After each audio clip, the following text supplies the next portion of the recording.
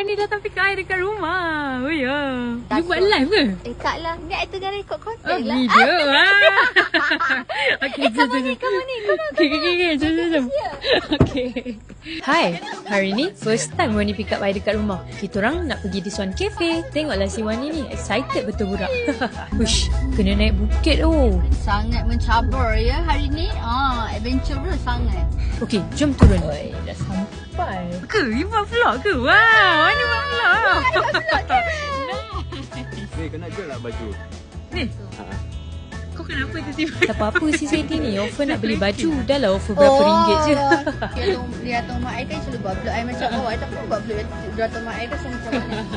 Oh, masuk-masuk ada ni lah. Mini cinema. Nice. Lepas tu kita nak tengok menu. Tak baik betul yang I nak tu tak ada. Nak nangis lah macam ni. Oh my god. By the way, dalam dia macam ni.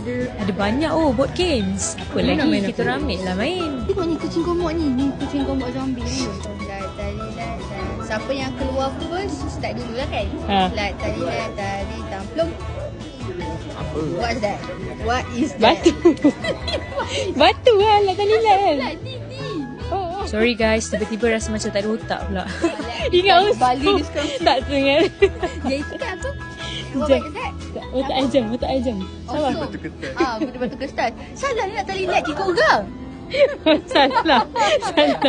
Okay. Ush, dah sampai. Okay, tengok ni guys. Behind the scene konten diorang. 1, 2, 3.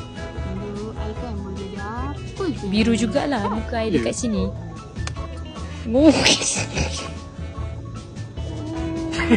Kau sangat aku beri lagi kot. Ayo ke video. Okey je.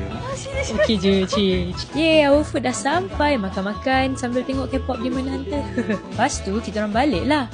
Lepas tu, si Wani ni punya lah clumsy. Boleh dia jatuh tangga dekat situ. Tengoklah dia ni. Boleh gelak-gelak lagi. Gelak-gelak lah dia. Kita tanya masak apa tahu. Semua okey. I tak okey lah bagi tahu. Now, kita orang nak beli groceries. Oi, power lah. Beli kentang di power. Power lah. Ayam kuning sorry. Enak ya ni. Settle dah. Jom gerak. Kita orang siap beli Jutaria tau. Sebab nak main nanti. Masa sampai rumah diorang, tiba-tiba Wani buat surprise.